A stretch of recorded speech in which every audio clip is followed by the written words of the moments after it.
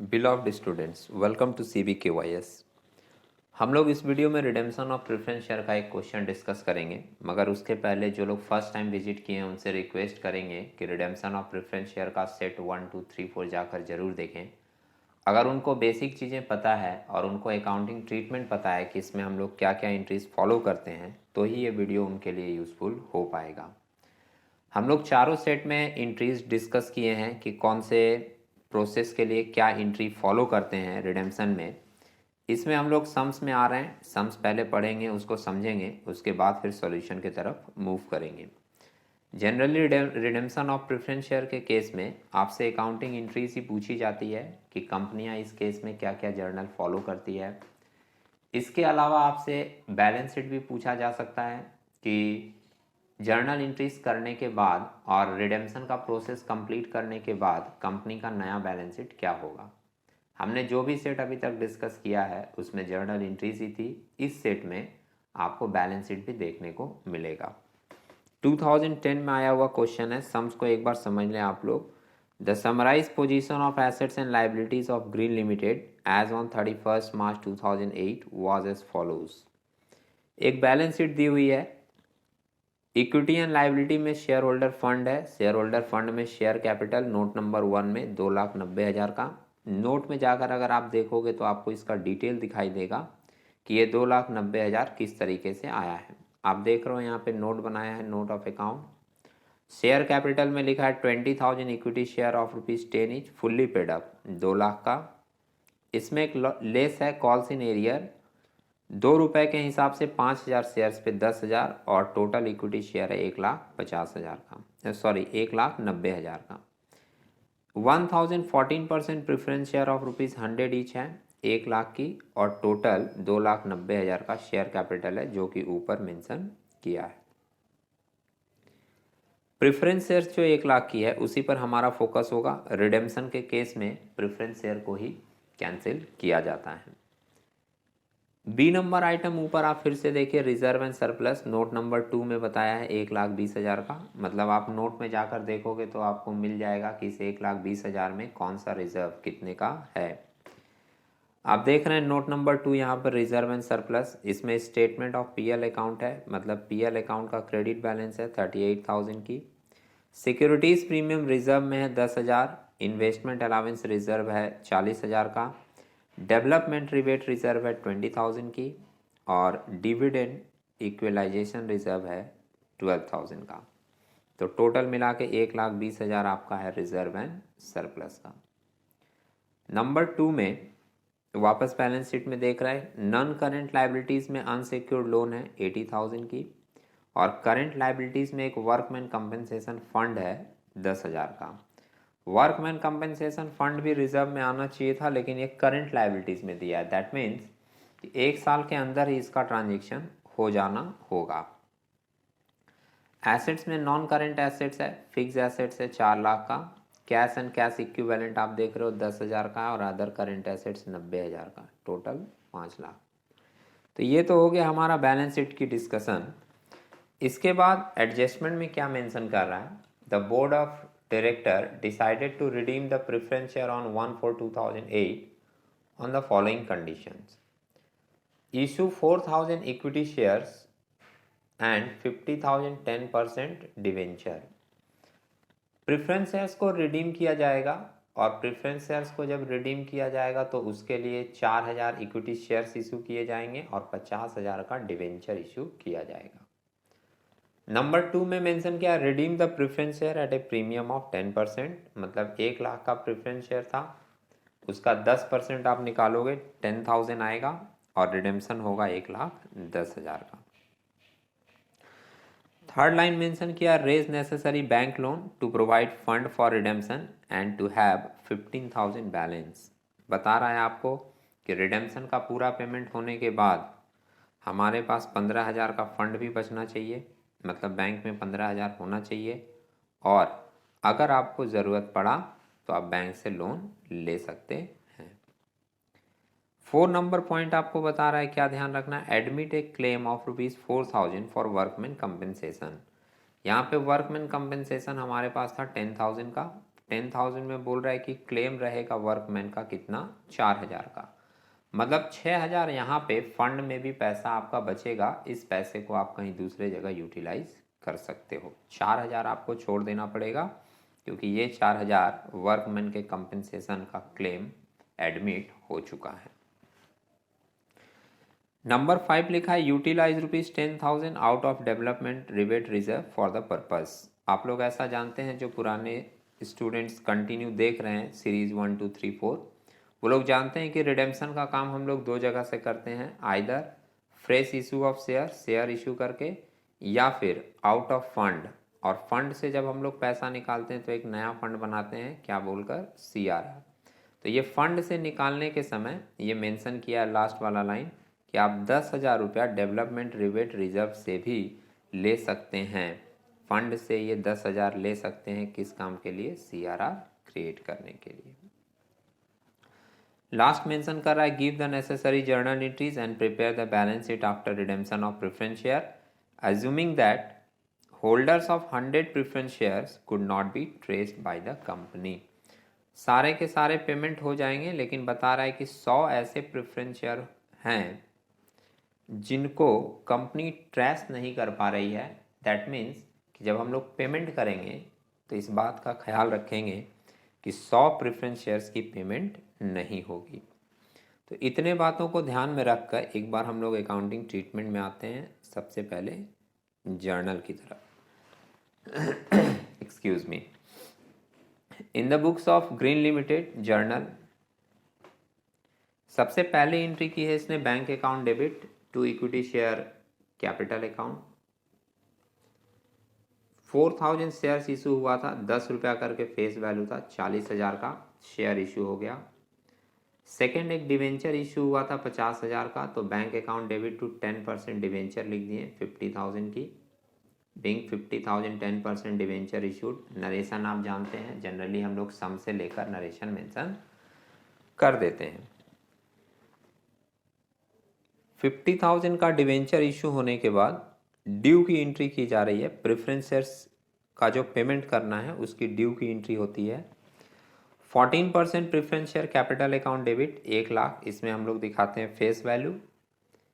Premium on redemption account debit, premium on redemption 10% बोला था, तो 1 लाख का 10% 10,000 आया। और टू प्रेफरेंस शेयर होल्डर को हम लोगों को देना पड़ेगा 1,10,000 रुपये। ठीक है। सराउंडिंग बैकग्राउंड में आपको कुछ नॉइस भी मिल सकता है, आपकी फोकस हमारी बातों पे रहेगी तो चीज़ें आपको समझ में आती रहेंगी। ड्यू करने के बाद हम लोग प्रीमियम एडजस्ट करते हैं कि प्रीमियम का जो 10,000 देना है वो हम लोग सिक्योरिटीज़ प्रीमियम से लेकर एडजस्ट कर देते हैं, और उसकी एंट्री बनती है securities premium reserve account debit to premium on redemption account. 10,000 का एडजस्ट हो गया। मतलब टोटल अभी हम लोग 4 एंट्री किए हैं। फर्स्ट किए शेयर इशू का, सेकंड किए डिवेंचर इशू का, थर्ड किए प्रेफरेंस शेयर्स को ड्यू करने का, और 4 नंबर किए हैं प्रीमियम को एडजस्ट करने का। इसके बाद नेक्स्ट हम लोग फंड से पैसा लेते हैं। जब तक पूरी चीज़ मैनेज नहीं होगी तब तक पेमेंट नहीं होगा। तो जब भी हम लोग फंड से पैसा लेते हैं तो एक नया फंड बनाते हैं जिसको बोलते हैं कैपिटल रिडेम्पशन रिजर्व। अब कैपिटल रिडेम्पशन रिजर्व कितने का क्रिएट करना होगा, ये आपको एक छोटी वर्किंग लिख कर दिखानी पड़ेगी। हम लोग वर्किंग में देख लेंगे, शॉर्ट में आपको अभी बता दें। 1 लाख का फेस वैल्यू था। फेस वैल्यू जितने की होती है हम लोग उसमें से जितना शेयर इशू किए वो हटा देते हैं। 40,000 का शेयर इशू हुआ था। इस पर्पस के लिए शेयर इशू ही लिया जाता है। डिवेंचर इशू या एसेट बेच के पैसा आया, ये सारी चीज़ों को कंसिडर नहीं करते। तो 1 लाख में 40,000 लेस करके 60,000 आपका बचा है। ये 60,000 आपको फंड से लेना पड़ेगा, और इसी का आपको एक नया फंड CRR बोलकर बनाना पड़ेगा। तो देखते हैं हम लोग 60,000 रुपया कहाँ से मेंटेन किया है। सम्स में मेंशन किया था डेवलपमेंट रिबेट रिजर्व से आप 10,000 ले सकते हो, ले लिया। वर्कमैन कंपनसेशन फंड में भी 4,000 माइनस करके 6,000 वहाँ बचा था, वो भी ले लिया। फिर डिविडेंड इक्वलाइजेशन रिजर्व से 12,000 ले लिया। डिविडेंड इक्वलाइजेशन रिजर्व में 12,000 था सम्स में दिए हुए। और प्रॉफिट एंड लॉस से बैलेंस ले लिया टू कैपिटल रिडेम्पशन रिजर्व, 60,000 का रिजर्व बनाना है। ये सारा 60,000 में आप 10,000 माइनस 6,000 माइनस 12,000 करोगे तो आपको बैलेंस मिल जाएगा कितना, 32,000 का। ये ले लिया किससे, पीएल से। एक फंड, एक रिजर्व हमारे पास और था, इन्वेस्टमेंट अलाउंस रिजर्व, वो एक स्पेसिफिक रिजर्व है, इसलिए उसको यहाँ पर यूज नहीं किया गया। नरेशन आप मेंशन कर दोगे, being CRR created for the purpose of redemption. इसके बाद देखिए एक एंट्री बनाया है, bank account debit to bank loan account. सम्स में मेंशन किया था जरूरत पड़ेगा तो आप बैंक लोन से पैसा ले सकते हो, और ये लिया है कितने का, 25,000 का। क्वेश्चन ये अराइज होगा कि ये कैसे पता चला कि 25,000 का ही लोन लेना है। तो उसके लिए एक चीज़ आप अभी ध्यान में रख लीजिए, इसको वर्किंग में कैलकुलेट किया गया होगा। हम लोग एक बार जनरली सोच लें, सम्स में मेंशन किया था कि हमारे पास एक बैलेंस मेंटेन करना पड़ेगा 15,000 का, तो 15,000 का बैलेंस मेंटेन कर लेते हैं, और हमको पेमेंट करना है प्रेफरेंस शेयर होल्डर को 1,10,000। तो टोटल हम लोग यहाँ देख रहे हैं कि 1,25,000 हमको टोटल पैसा चाहिए। इस 1,25,000 में 40,000 का शेयर इशू हुआ था और 50,000 का डिवेंचर। 40,000 और 50,000 90,000, और 10,000 रुपया बैंक बैलेंस में ऑलरेडी पहले से बैलेंस शीट में दिया हुआ था। तो 40,000 और 50 90,000 और 10,000 जो कि आपके बैंक बैलेंस सम्स में दिए हुए थे, टोटल हुआ 1,00,000। 1,00,000 इसमें से अगर माइनस करते हैं तो बचेगा कितना बैलेंस, 25,000। ये 25,000 का शेयर, ये 25,000 का बैंक लोन लिया गया है। वर्किंग में इसको फिर से एक बार दिखा देंगे अगर आपको किसी को डाउट हुआ हो तो। इसके बाद पेमेंट किया गया preference share holder account debit to bank account, और पेमेंट में आया है 99,000, क्योंकि सम्स में लिखा था कि 100 शेयर का पेमेंट नहीं हुआ क्योंकि वो शेयर वाले लोग मिल नहीं पाए। यहाँ पे कैलकुलेशन भी दिखाया है, 1,000 शेयर था माइनस 100, तो 900 शेयर का पेमेंट होगा इंटू 100 रुपया, लेकिन पेमेंट हमको करना है 110 के रेट में 10% प्रीमियम के साथ। तो 900 शेयर्स इंटू 110 करोगे तो आपको मिल जाएगा 99,000। और लास्ट में एक एंट्री जो कि रिडेम्पशन का नहीं है, इंटरनल एडजस्टमेंट था क्लेम वाला, वो वाली एंट्री पास की गई है, workman compensation fund account debit 4,000 to claim for workman compensation account 4,000। हम लोग एक बार देखते हैं वर्किंग में जाकर कि किस तरीके से ये 25,000 लेकर आया है और 60,000 का सीआरआर क्रिएट किया गया है। एक छोटी सी कैलकुलेशन आपको इसके लिए दिखानी पड़ेगी, ये आप देख रहे हो, यहाँ आप देख सकते हो working note, calculation of the amount of bank loan.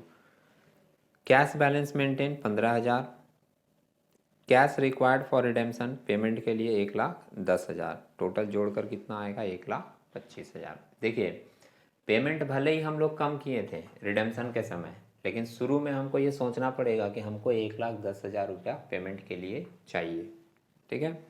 अब 1,25 में हमारे पास था कितना, कैश एट बैंक में पहले से 10,000 था, 40,000 का शेयर इशू किए और 50,000 का डिवेंचर इशू किए, टोटल 1,00,000।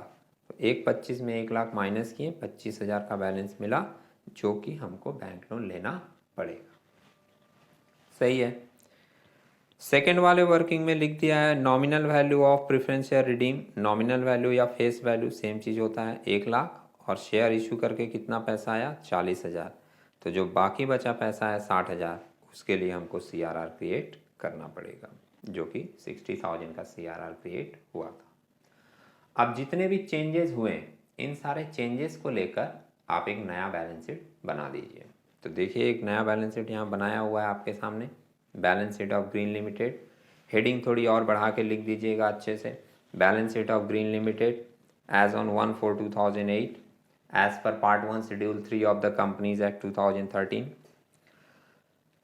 इक्विटी एंड लाइबिलिटीज़ में आप देख रहे हो शेयर होल्डर फंड में शेयर कैपिटल नोट नंबर 1 में आपको दिख जाएगा 2,30,000 का। शेयर कैपिटल में ऑथोराइज कैपिटल कुछ भी नहीं है, तो डॉट डॉट करके यहाँ क्वेश्चन मार्क दिखा दिया है। इशूड एंड सब्सक्राइब कैपिटल में 24,000 इक्विटी शेयर्स लिया। कहाँ से 24,000 लिया, 20,000 पहले से सम्स में था और 4,000 नया शेयर कंपनी ने इशू किया। 24,000 इक्विटी शेयर 10 रुपये के हिसाब से 2,40,000 की। लेस कर दिए calls in arrear 5000 equity shares at the rate of 2 each, ये सम्स में था, तो 10,000 माइनस करके कितना आ गया 2,30,000, जो कि आपके ऊपर वाले लाइन में मेंशन कर दिया है। प्रेफरेंस शेयर सम्स में था, उसको हम लोग रिडीम कर दिए, इसलिए उसको पूरा का पूरा हटा दिए। बी नंबर आपका है reserve and surplus. Reserve and surplus में आप देखो पॉइंट नंबर 2, नोट नंबर 2 में बताया 1,16,000 का कैसे आया। यहाँ देखिए आप reserve and surplus note number 2। Capital redemption reserve, एक नया रिजर्व क्रिएट हुआ था, वो ले लिया 60,000 का। इन्वेस्टमेंट अलाउंस रिजर्व हम लोग पूरा सम्स में था, छोड़ दिए थे स्पेसिफिक बोलकर, तो वो बचा हुआ है हमारे पास, वो लिख दिए 40,000 का। डेवलपमेंट रिबेट रिजर्व 10,000 का बचा हुआ है, सम्स में एक्चुअली 20,000 का था, उसमें से 10,000 हम लोग CRR के लिए यूज़ किए थे, तो बचा हुआ 10,000 अभी भी है कंपनी के पास, वो लिख दिए। और प्रॉफिट एंड लॉस में सम्स में दिया था 38,000, उसमें से CRR के लिए हम लोग यूज़ किए हैं 32,000, तो वो 32 माइनस करके बैलेंस कितना बचा है 6,000। ये टोटल ऐड करके आया 1,16,000, जो कि हम लोग ऊपर बैलेंस शीट में शो कर दिए। पॉइंट नंबर 2 में लिखा है नॉन करेंट लाइबिलिटीज, इसमें लॉन्ग टर्म बोरोविंग्स आप देख लीजिए, बोरोविंग्स हमारे पास क्या क्या है। नोट नंबर 3 में लॉन्ग टर्म बोरोविंग्स 10% डिवेंचर, 50,000 का डिवेंचर इशू हुआ।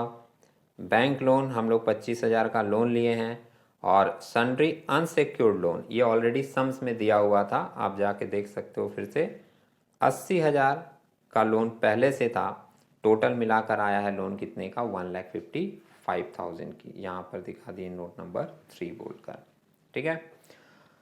इसके बाद करंट लाइबिलिटीज़ के अंदर 4,000 का हमारा एक कंपेंसेशन फंड है, जो क्लेम किया है वर्कमैन देना होगा, तो नोट नंबर 4 आप देख रहे हो, क्लेम फॉर वर्कमैन 4,000 लिख लिया। और प्रेफरेंस शेयर होल्डर का पैसा 100 शेयर्स का बाकी था, 1,10,000 टोटल ड्यू किए थे, उसमें से 99,000 का पेमेंट हुआ था, बचा कितना वैल्यू 11,000, जो कि हम लोग दिखाएं due to preference share holder 11,000, मतलब करंट लाइबिलिटीज़ में आप टोटल दिखाओगे 15,000, जो कि यहाँ करंट लाइबिलिटीज़ नोट नंबर 4 बोलकर शो कर दिया है, ठीक है। जोड़ कर देख लीजिए टोटल 5,16,000। एसेट्स में non current assets, fix assets 4 lakh की सम्स में दी हुई थी, उसमें कोई चेंजेस नहीं हुआ था, इसलिए उसको हम लोग एज यूजुअल दिखा दिए। कैश एंड कैश इक्विवेलेंट में सम्स में बोल दिया था कि 25,000 का मेंटेन करना है, तो हम लोग सम्स में मेंशन किया था 15,000 का मेंटेन करना है, तो 15,000 हम लोग कैश बैलेंस मेंटेन किए। लेकिन आप देख रहे हो यहाँ पे कि 26,000 का बैलेंस दिखाया है, भाई मेंटेन करने के लिए बोला था 15,000, लेकिन बैलेंस शीट में जा रहा है 26,000, क्यों? क्योंकि हम लोग एक प्रेफरेंस शेयर होल्डर को ढूंढ नहीं पाए थे और उसको 11,000 का पेमेंट नहीं कर पाए थे, तो उसका पैसा भी हमारे पास बचा हुआ होगा। तो टोटल मिलाकर हमारे पास कितना बैंक में बच गया पैसा 26,000, जो कि आपके कैश बैलेंस में दिखाया है। और अदर करेंट एसेट्स हमारे सम्स में दिया हुआ था 90,000 का, तो वो अदर करेंट एसेट्स में भी कोई चेंजेस नहीं था, वो हम लोग 90,000 दिखा दिए। टोटल ऐड करके आ रहा है 5,16,000, 5,16,000। तो उम्मीद है आप लोगों को ये डिस्कशन और ये एंट्री समझ में आई होगी। हम लोग एक नए वीडियो में एक नए क्वेश्चन के साथ मिलेंगे, तब तक के लिए टेक केयर।